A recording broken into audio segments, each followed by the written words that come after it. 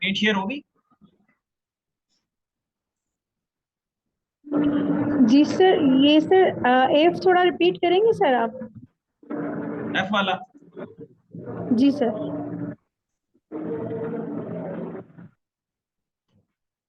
Repeat. ये basically जो section 5A का सब सेक्शन एफ है, इसमें ऐसी है, मैंने कुछ पहले समझाया है लेकिन शायद मैं थोड़ा सा सही नहीं समझा पाया आपको। वो होता है इस तरह है कि ये जो हाउस लोन होता है ना, जो हाउस बिल्डिंग फाइनेंस कॉर्पोरेशन देता है, या आपका मुशारका बेसिस के ऊपर हाउस लोन जो आपको इस्लामिक फाइनेंस इंस्टीट्यूशन से मिलता है, उसके लोन के दो पार्ट होते हैं। एक है बैंक फाइनेंस करता है, और इक्विटी जो है उसके अंदर वो बेसिकली जो उसका ओनर होता है वो करता है। मसलन अगर उसका एस्टिमेट लगा है ना कि ये घर जो है ये 10 मिलियन का है, तो बैंक कहता है कि ये मैं आपको 7 मिलियन देता हूँ और 3 मिलियन आप अपने पास से डालें, तो 10 मिलियन से ही परचेज करें। तो अभी इसमें इस तरह हुआ कि 7 मिलियन बैंक ने दिया, 3 मिलियन जो है उसको जो प्रपोज्ड ओनर है उसने दिया। तो अभी ये जो 7 मिलियन है ना, इसकी बैंक जब वापस इंस्टॉलमेंट लेगा ना, तो उसमें वो दो चीजें लेगा। एक तो इस 7 मिलियन के जो उसका हिस्सा है, उसका जो शेयर है उस घर के अंदर, उसका वो मालिक है, उसका वो रेंट लेगा, जिसको हम इंटरेस्ट बोलते हैं, उसको यहाँ पे रेंट का नाम दिया गया है। और एक वो 7 मिलियन जो उसको उधार मिला है, उस कैपिटल को या उस प्रिंसिपल अमाउंट को वो वापस करेगा। ठीक है। तो ये with the passage of time, ये जो उसका लोन है, ये हर महीने चूंकि उसके लोन की एक प्रिंसिपल अमाउंट या कैपिटल अमाउंट भी वापस होगी और साथ रेंट भी वापस होगा, तो ये 7 मिलियन से रिड्यूस होना शुरू हो जाएगा। यानी बैंक का हिस्सा उस घर में कम होना शुरू हो जाएगा, मलकियत, ओनरशिप, और जो उसका ओनर है उसकी मलकियत जो है वो बढ़नी शुरू हो जाएगी। यानी अगर हम रेशो लें तो ये 30 और 70 जो है परसेंट की रेशो थी शुरू में, लेकिन ओनर जो है उसने क्या किया है, उससे वो जो उसका 70% शेयर था बैंक का, उसको खरीदना शुरू कर दिया, यानी उसको कैपिटल जो है वापस करना शुरू कर दिया है। तो कुछ अरसे बाद ये रेशो जो है वो 60-40 की हो जाएगी, फिर 50-50 की हो जाएगी, एंड पे एक काम आएगा जब ये 100% ओनर जो है उसकी ये जो है मलकियत हो जाएगा और बैंक उसमें से फारिग हो जाएगा। तो वो बेसिकली बात ये कर रहा है कि जब तक बैंक की उसके अंदर ओनरशिप मौजूद है, तो बैंक को उस घर का उस हिस्से का रेंट आएगा, ठीक है, जो उसने यहाँ पे की है। अगर वो on the basis of sharing the rent made by the corporation of the bank, तो वो कह रहा है कि वो भी आप एक्सक्लूड कर सकते हैं। ये बात अभी कुछ समझ आई? मैंने कोशिश की है कुछ समझाने की। सर एक तो 70% पे जो है वो टैक्स वो अपना देंगे, ठीक है, उसके अलावा भी सर वो आप ये कह रहे हैं कि रेंट का अमाउंट है वो भी एज अ टैक्स वो पे करेंगे, यानी कि सर वो कह जिस रहा है, एक कह रहा से है कि लोन लिया एक एक तो जो आपने लोन लिया है ना 7 मिलियन, एक तो उस लोन को आपने वापस करना है, और दूसरा वो जो शेयर है बैंक का घर के अंदर, उस के ऊपर जो है ना आपने एक रेंट पे करना है बैंक को। वो रेंट की बात कर रहे हैं कि रेंट आप जो है वो आप कर सकते हैं, उसमें लेस कर सकते हैं, ये बात है। लेकिन साथ वो कह रहे हैं excluding the return of capital, कि अगर वो आप कैपिटल को वापस कर रहे हैं, प्रिंसिपल वापस कर रहे हैं, तो वो वाला शामिल नहीं है। सही सर, तो ये अमाउंट सर फिक्स होगा फिर रेंट की तरफ से जब सर हम लोन लेते हैं तो? क्या होगा? नहीं, यानी कि इसमें ये कह रहे हैं कि बैंक जो लोन देता है उस पे वो इंटरेस्ट मार्कर चार्ज करता है, ठीक है। तो वो जब अगर उसको अर्ली सेटलमेंट पे जाता है कस्टमर, तो उसको जो है वो प्रिंसिपल अमाउंट पे, यानी कि जो अगर वो प्रिंसिपल अमाउंट वापस करेगा उस पर बैंक के इंटरेस्ट चार्ज नहीं करेगा। यानी कि अगर मैं इंटरेस्ट निकाल देगा, आप ये कहना चाह रहे हैं? जो मोस्टली होता है, क्योंकि अगर जो पेनल्टी उसको चार्ज होती है, अगर वो अर्ली सेटलमेंट पे जा रहा है या अर्ली सेटलमेंट के उसको चार्जेस चार्ज होते हैं, वो प्रिंसिपल अमाउंट पे चार्ज होते हैं, जो मार्कअप के साथ अमाउंट बन रहा है उस पर चार्ज नहीं होते।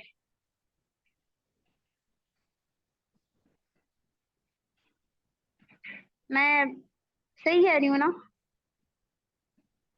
आसिया को समझ आया क्या बोले? सर ये कुछ और कॉन्सेप्ट में बात कर रही है सर, आप कुछ और बोल रहे हैं सर, आपका मुझे समझ नहीं, नहीं मैं आ रहा है यही, सर, क्योंकि अगर जो बैंक मैं जी जी जी जी, बोलिए जो बोलिए। मैं होम लोन का जो हमारे पास प्रोसीजर है एक्चुअली, मैं ये वाली अभी मैं बात नहीं सुन पाई थी आपकी, लेकिन जो हमारे यहाँ होम लोन का जो प्रोसीजर है या जो पेनल्टी जो बैंक टर्मिनोलॉजीज में है, मैं वो बता रही थी कि वो इस तरह से होता है कि प्रिंसिपल उस पे उसको पेनल्टी और जो चीजें अगर वो अर्ली सेटलमेंट पे आते हैं उसको प्रिंसिपल अमाउंट पे चार्ज हो रही होती है, और उस पर उसको पेनल्टी इंटरेस्ट रेट पे, जो इंटरेस्ट रेट के साथ होता है, समटाइम एक फिक्स रेट होता है और एक वेरिएबल होता है ना, कि उसको जो भी मार्केट रेट चल रहा होगा तो वो उसके, अगर मार्केट इंक्रीज हुई है तो इंक्रीज होगा, अगर मार्केट डिक्रीज हुई है तो वो डिक्रीज होगा रेट, वो वेरिएबल में आता है। लेकिन फिक्स तो वो एक होता है कि जो फिक्स हो गया वो हो गया, लेकिन उसे प्रिंसिपल अमाउंट पे जो है वो जब भी वो सेटलमेंट पे आएगा तो वो प्रिंसिपल अमाउंट पे करेगा, और उसको उस पे अर्ली सेटलमेंट और पेनल्टी चार्ज होगी जो भी होगा अमाउंट उसका। जी आसिया कुछ, ये मैं एक बैंक का प्रोसीजर बता रही हूँ। एक मिनट बस, अभी तमीना आपने काफी बात हमने सुनी है। अच्छा जी, मैडम काजी की आपको समझ आई बात? नो सर, ये तो सर अर्ली सेटलमेंट की बात हो रही है सर, आपने ये कहा है कि जो है, अच्छा अच्छा, आपने चले सर तो ये कहा तमीना कि से ना, मैं तमीना से एक सवाल पूछते हैं फिर मैं बताता हूँ। अच्छा तमीना, ये बताओ कि बेटा ये मुशारका क्या होता है? ये इस्लामिक टर्मिनोलॉजीज में आता है, होम अच्छा मुशारका बेसिकली। जो हमारे जो बैंकिंग टर्मिनोलॉजीज में, क्योंकि जब हम कस्टमर की लीड जनरेट करते हैं आगे डिपार्टमेंट के लिए, तो इस मुशारका जो है बेसिकली इस्लामिक टर्मिनोलॉजीज के लिए हम यूज कर रहे होते हैं, कि अगर कस्टमर इस्लामिक उसमें लोन लेना अच्छा, चाह रहे हैं, चलो होम मुझे लोन, ये बताओ, तो ये मुझे हम ये बताओ कि मुशारका में और जो आपका कन्वेंशनल होम लोन होता है उसमें फर्क क्या होता सर मार्कअप रेट का होता होगा, या फिर मैं जैसे कहती हूँ कि उसमें इस्लामिक अगर जो भी उन लोगों की मैं तो ये कहती हूँ कि बैंक में सूद जो है, चाहे कहाँ इधर से पकड़ो या उधर से, टर्मिनोलॉजी सेम होती है या मार्कअप का डिफरेंस होता है? है? मार्कअप ठीक, का ही शायद डिफरेंस होता है, अच्छा अदरवाइज चले, मैंने नहीं ठीक चेक की ठीक है, डिटेल्स। ठीक ठीक है, ठीक सुनिए। अच्छा, इस तरह है मैडम गाजी के, मैं ना एक आखिरी एक अटेम्प्ट करता हूँ समझाने की, लेकिन इससे ज्यादा अगर समझना है तो फिर मुझे पूरा मुशारका का ना, और ये जो चीज है ना, इसका पूरा मुझे फिर मैकेनिज्म और कंसेप्ट समझाना पड़ेगा। सर ठीक है? यहाँ पे सर मैं कुछ अर्ज करना चाहती हूँ। जी जी जी जी। सर देखिए, जब हम कन्वेंशनल बैंक से लोन लेते हैं तो सर ये सीन होता है कि वो हमें अमाउंट दे देते हैं सर, उस अमाउंट का मार्कअप भी चार्ज करते हैं, और देन अपनी जो ऑनरशिप है वो भी क्लेम करते हैं, नंबर वन। नंबर टू कि जब हम अगर इस्लामिक बैंक से मतलब लोन लेना चाहते हैं तो वो हमें लोन नहीं देते, बल्कि वो ये कहते हैं कि आप घर पसंद कर लें, हम आपको घर बाय करके देंगे सर, उस जी, पे फिर वो उनकी चार्जेस हम जो है वो उनको पे चलिए कर रहे वो होते अगर हैं ना, अगर उस तरह फिर मैं अगर समझाने लग गया ना तो उसमें बहुत टाइम लग सर, जाएगा। उसको नहीं मैं, समझाए सर आप, सर हाँ, उसको सर सेटिस्फाइड करते हैं सर। यहाँ पे जो ये क्वेश्चन है जो मैं समझी हूँ, मैं ये समझा रहा हूँ आपको। मैं ना किसी वक्त मुझे टाइम मिलेगा तो मैं इस्लामिक फाइनेंस और इस्लामिक मोड ऑफ फाइनेंस जो है ना, और बेसिक जो डिफरेंस है इस्लामिक फाइनेंस और कन्वेंशनल फाइनेंस के अंदर जो बेसिक फर्क है, मैं कोशिश करूंगा किसी वक्त आपको ये भी समझा दूं। अच्छा अभी ना मैं यहाँ तक आपको एक, ये चीज जो मैंने हाईलाइट की है ना, इसको आपने पढ़ना है कि with capital contributed by the house building finance corporation or a scheduled bank under the scheme of investment in property on the basis of sharing the rent। ठीक है, ये बेसिकली इशारा है इस्लामिक फाइनेंस की तरफ कि अगर हाउस बिल्डिंग फाइनेंस कॉर्पोरेशन या कोई भी शेड्यूल बैंक आपको हाउस लोन देता है, और हाउस लोन की बेसिस क्या है, हाउस लोन की बेसिस है on the basis of sharing the rent. ठीक है, इस्लामिक फाइनेंस में या हाउस बिल्डिंग फाइनेंस कॉर्पोरेशन का जो मैकेनिज्म है उसमें इस तरह मार्कअप का कंसेप्ट नहीं है। उसमें जो घर है उसमें मलकियत का कंसेप्ट है, ओनरशिप का कंसेप्ट है कि बैंक कितने का मालिक है और जो आदमी है जो लोन ले रहा है वो कितने का मालिक है। उस मलकियत, उस ओनरशिप की बेसिस पे उसका एक रेंट डिसाइड होता है। ठीक है, वो रेंट जो है उसकी बेसिस जो होती है वो काइबोर होती हैं, वो इंटरेस्ट रेट जरूर होता है, मार्कअप रेट जरूर होता है, लेकिन उसको नाम रेंट का दिया जाता है। ठीक है, मसलन जैसे 10 मिलियन का घर है तो मैं उसको कह रहा हूँ कि अगर उसका रेंट जो है वो काइबोर के हिसाब से उसका रेंट बनता है 50,000, तो 50,000 के रेंट में बैंक का कितना शेयर बनता है और जो ओनर है उसका कितना बनता है। अगर उसको 70-30 की हम रेशियो करें तो 35,000 जो रेंट है ना वो बैंक का बनता है 50,000 में से, और 15,000 जो है वो बनता है उस मालिक का। तो वो जो मालिक है वो सबसे पहले तो 35,000 जो रेंट है वो बैंक को पे करेगा, और फिर वो जो 7 मिलियन है उसका जो है जो भी उसकी अमाउंट पर मंथ बनती है वो भी साथ साथ वापस करेगा। तो वो 7 मिलियन जो है वो चूंकि हर महीने कम होगा तो ये रेंट जो है 35,000 से इसी तरह कम होता जाएगा। तो वो ये कह रहा है कि अगर वो जो रेंट की अमाउंट है 35,000 जिसकी मैंने बात की है, तो वो वाली अमाउंट जो है वो भी आप अपने ग्रास रेंट में से लेस कर सकते हैं। ये मैंने एक आखिरी अटेम्प्ट की है, अगर इससे मजीद आपको समझना है तो फिर मुझे पूरा होम मुशारका का पूरा कंसेप्ट अच्छा समझना। ठीक है, मैं इसे यानी कि रेंट बेसिकली कि वो उसके इंस्टॉलमेंट पे कर रहा है 35,000। मेरा इसमें एंड में सवाल ये था, जब वो सारी अपनी इंस्टॉलमेंट पे कर सकता है, कर देता है, तो क्या ऑनरशिप जो है वो उसको कस्टमर को ट्रांसफर होगी या बैंक उसमें शेयरिंग ही रहेगा जब वो तमाम अपना रेंट पे कर देगा बैंक को, जो भी इसका टेन्योर बन रहा है। फिर मुझे फिर होम मुशारका करना बेसिकली इसके अंदर होता ये है कि इसके बनते हैं उसको एक लफ्ज बोलते हैं यूनिट्स। इसकी फिर यूनिट्स बनते हैं और हर महीने जो है ना वो जो ओनर होता है वो बैंक से यूनिट परचेज करता है और उस यूनिट की पेमेंट करता है। फिर पूरा मुझे आपको ना ये फिर मैकेनिज्म समझाना पड़ेगा, फिर मैं किसी वक्त आपको ये फिर मैकेनिज्म समझा दूंगा, क्योंकि अभी हम इसमें चक्कर में पड़ते हैं तो ये फिर टॉपिक रह जाएगा। ठीक है जी मैडम, आसिए इजाजत है। जी सर, बिल्कुल बिल्कुल सर, माशाल्लाह क्लियर हो गया। अच्छा, उसके बाद है G where the property is subject to mortgage और other capital charge the amount of profit और interest paid on such mortgage. ऊपर जो ये बेसिकली ना ऊपर जो उसने बात की है ये इस्लामिक पर्सपेक्टिव में बात की है, दूसरे वो कन्वेंशनल पर्सपेक्टिव में कह रहा है कि अगर तो भाई लोन जो है ना वो रेंट बेसिस के ऊपर है जिसको Islamic mode of finance support करता है तो तब रेंट की अमाउंट, और अगर वो मॉर्टगेज है कैपिटल चार्ज है अंडर कन्वेंशनल सिस्टम तो फिर क्या है अमाउंट ऑफ प्रॉफिट या इंटरेस्ट या मार्कअप जिसका नाम है वो भी आप लेस कर सकते हैं। ये दोनों चीजें जो है ना ये इस्लामिक मोड को सपोर्ट कर रहा है और ये जो है कन्वेंशनल। ठीक है, तो वो भी आप लेस कर सकते हैं। क्लियर है। इसके बाद है H any expenditure not exceeding 4% of the rent chargeable to tax in respect of property for the year computed before any deduction allowed under this section। ये बड़ी इंपॉर्टेंट बात है कि any expenditure 4% कोई और डिडक्शन अलाउ करने से पहले, ये किस चीज का है, for the purpose of driving rent chargeable to tax and then income from property include administrative and collection charges। इस तरह ऊपर आपको 20% जो है रिपेयर एंड मेंटेनेंस में अलाउ था ना, इसी तरह 4% जो है ना आपको एडमिनिस्ट्रेटिव और कलेक्शन चार्जेस जो है ना वो उसकी बाद में भी 4% आपको अलाउ है कि ये 4% भी आप खर्चा कर सकते हैं।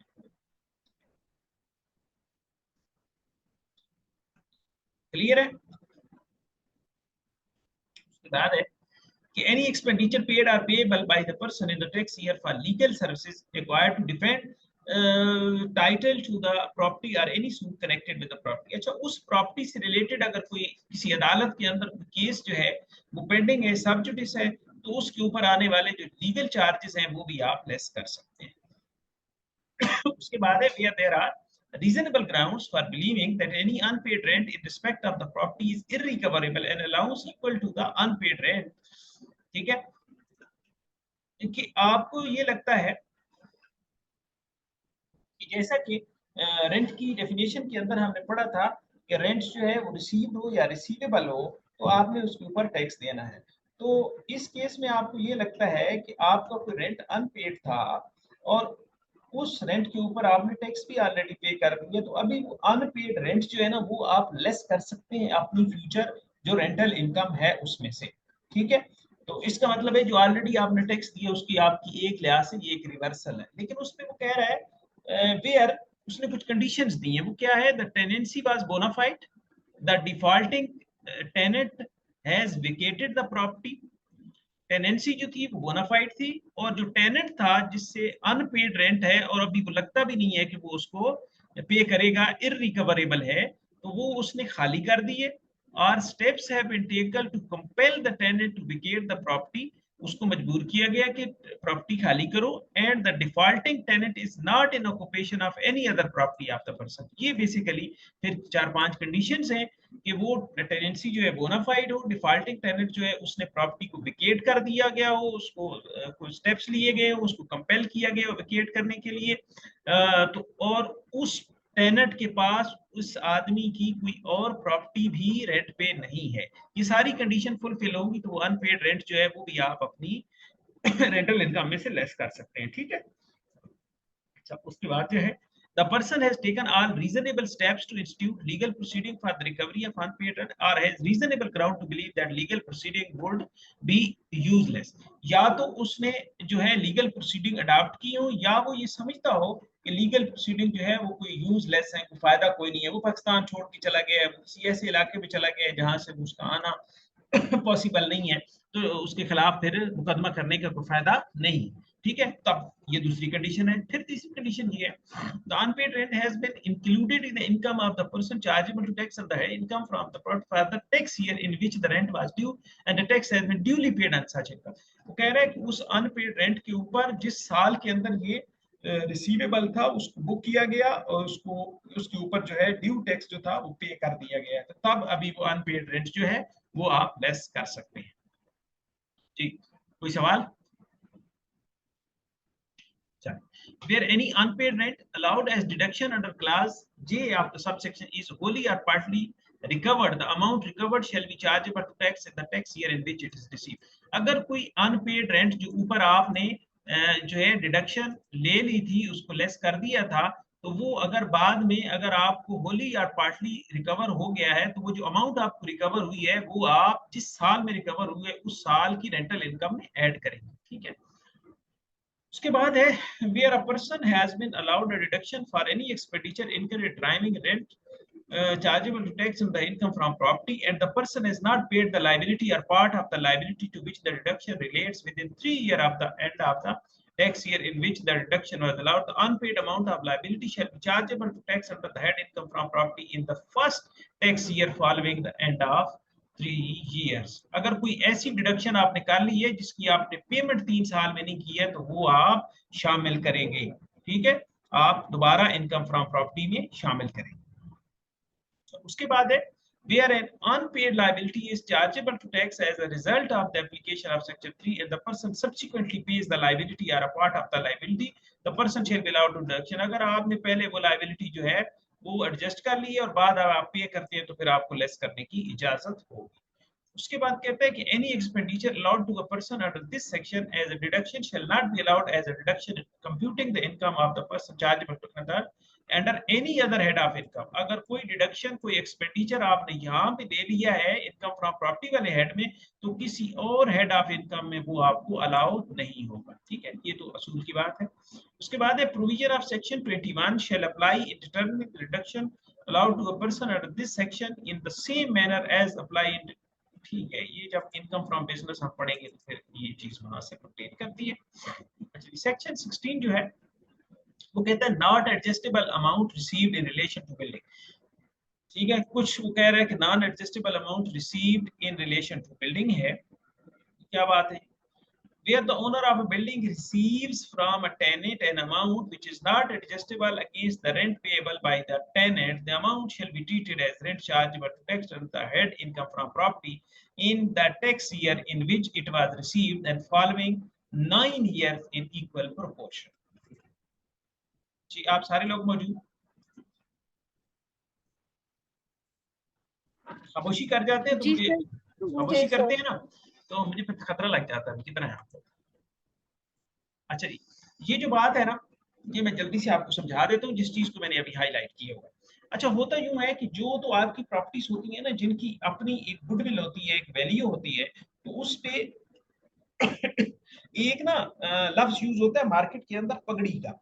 वो पगड़ी बेसिकली जो है ना, वो ये उसकी बात कर रहे हैं कि वो ऐसा एडवांस होता है जो आपके रेंट के अगेंस्ट एडजस्टेड नहीं होता। मसलन आप किसी बहुत अच्छे किसी प्लाजे में जाके दुकान लेना, तो वो कहते हैं जी कि इस दुकान का किराया 1 लाख रुपए है, आप मुझे 3 महीने का एडवांस देंगे, ठीक है, और जो एंड पे एडजस्ट होगा अभी एडजस्ट नहीं होगा, फिर हर महीने आप मुझे किराया देंगे। और इस दुकान की आप मुझे इसकी जो वैल्यू है, जो इस जगह पे इस दुकान का होना है, इसकी जो गुडविल है इस जगह पे, इसकी पगड़ी में आपसे 10 लाख रुपया लूंगा, ठीक है। ये इसकी बात कर रहे हैं। अगर कोई भाई ऐसी अमाउंट आपको मिलती है जो आपके रेंट में एडजस्ट नहीं होती, वो अनएडजस्टेबल एडवांस है, तो ये जो आदमी ले रहा है जिसकी वो दुकान है, तो वो कहते हैं कि वो आपने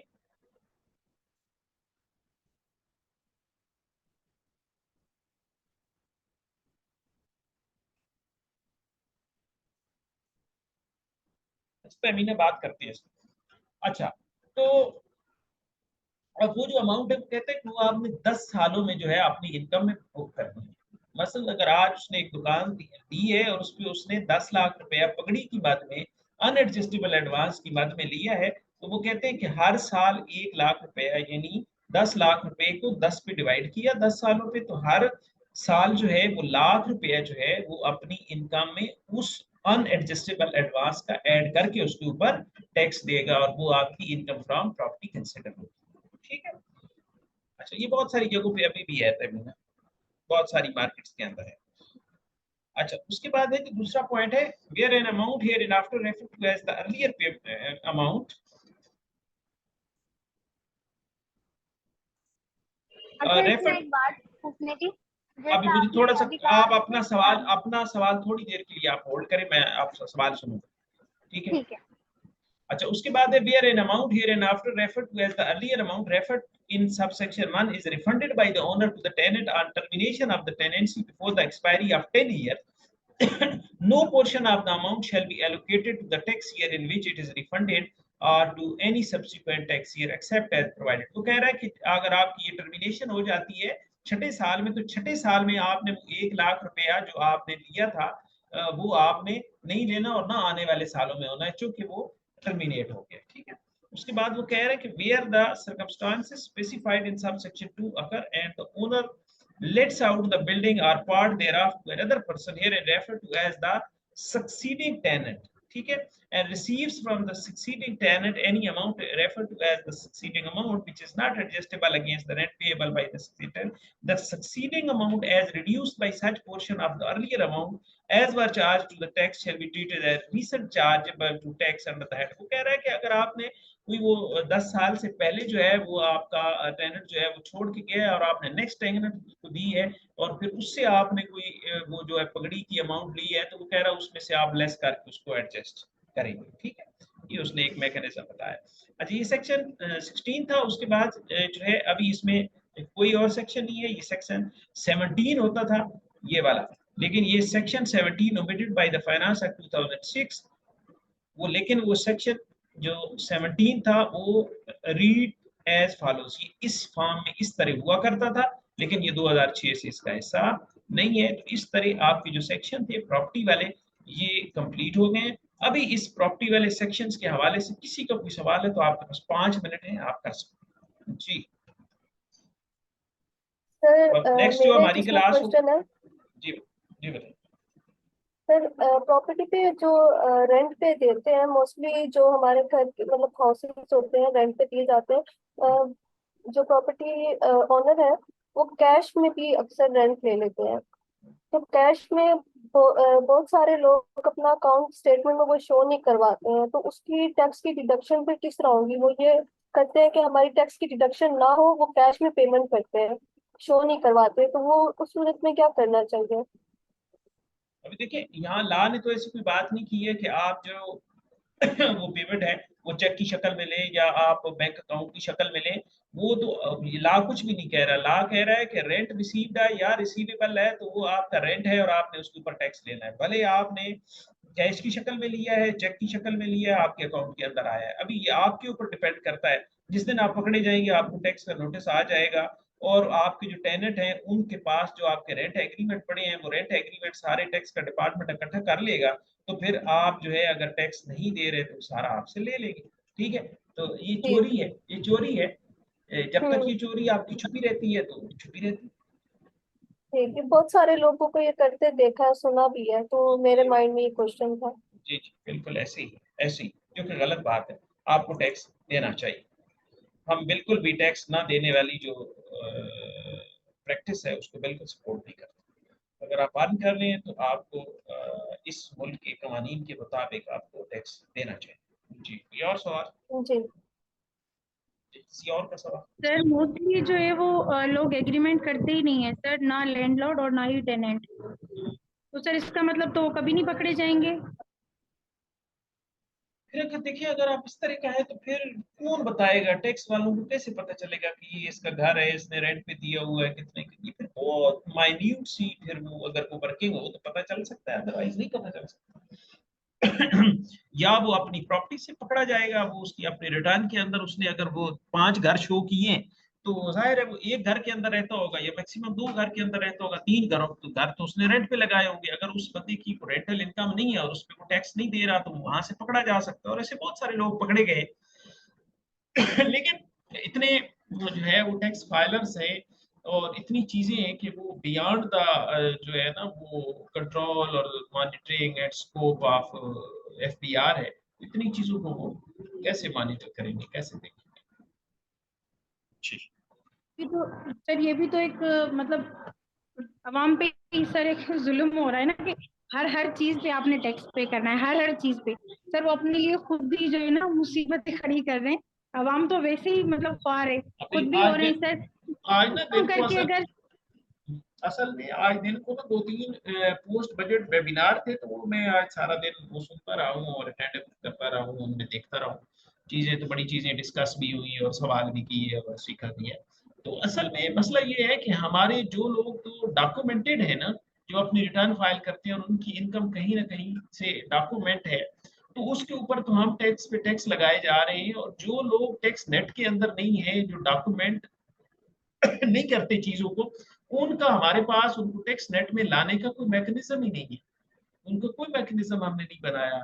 बड़े बड़े दुकानदार हैं, उनको टैक्स नेट में नहीं है, हमने कोई मैकेनिज्म ही नहीं बनाया। हमने लोगों को पकड़ने का, लोगों की अकाउंटेबिलिटी का कोई मैकेनिज्म ही नहीं बनाया। जो बेचारा सैलरी वाला बंदा है जिसकी 80-90 हजार सैलरी है, बस उसी पे आप टैक्स लगाए जा रहे हैं। ठीक है, तो ये असल बात है। तो लोग बहुत सारे टैक्स नेट से बाहर हैं और चीजों उनकी अनडॉक्यूमेंटेड है और वो बस चला रहे हैं निजाम। यस इज सर, ये जो इसमें अभी आपने रेंट वाला बताया, ये जो ओवरसीज पाकिस्तानी होंगे उनके लिए भी यही कंडीशंस होंगी, वही जी बिल्कुल। वो भी इसमें इसी तरह पे कर इसमें लेंगे? जी बिल्कुल, इसमें को नॉन रेजिडेंट रेजिडेंट की कोई बात नहीं की गई है। जिसकी प्रॉपर्टी है और उस पे उसको रेंट मिलता है, सबके ऊपर same rule, same law applicable है। ठीक है। जी।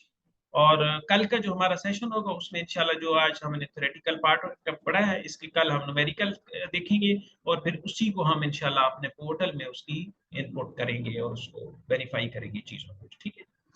अच्छा जी, अभी आपके पास है 1 मिनट है, अगर कोई सवाल है तो आप पूछ सकते हैं। जी, मैं पगड़ी सिस्टम का पूछ रही थी कि इसमें जो होता है ये एडवांस, आप कह रहे थे कि एडवांस जो है वो 1 थोड़ा सा मिलियन इस ऊंचा तरह बोले। से होता है और 1 लाख, एडवांस 1 मिलियन होता है और 1 लाख जो है वो पर ईयर पे करना होता है। ठीक है, एक तरह से वो एक लमसम अमाउंट एक साथ दे देते हैं। जो मैंने यहाँ पे मोस्टली प्रैक्टिस देखी है उसमें ये होता है कि एडवांस अगर उन्होंने दिया है एक 1 मिलियन ही अगर सपोज किया है, तो उसका जो रेंटल इनकम है वो अगर पर मंथ वो दे रहे हैं तो वो उसका रेंट कम हो जाता है और बेसिकली उसका एडवांस ज्यादा हो जाता है। और फिर वो होता है कि वो एक महीने एक पर्टिकुलर जितनी भी वो टेन्योर होता है कि वो 10 साल है, वो 15 साल है, वो एक मंथ का रेंट डिसाइड हो जाता है कि अगर वो 1500 है तो वो 1500 ही देगा। वो जैसे नॉर्मल एक रेंट वाला होता है वो 3% 3 ईयर्स के हिसाब से बढ़ रहा होता है, वो एक फिक्स हो जाता है। लेकिन मेरा इसमें सवाल था कि क्या वो जो अगर उसने 1 मिलियन पे किया है, क्या वो उसको वापस होगा बाद में या नहीं होगा, जैसे नॉर्मल रेंट का प्रोसेस होता है कि एडवांस जब आप घर छोड़ रहे होते हैं तो आपको वापस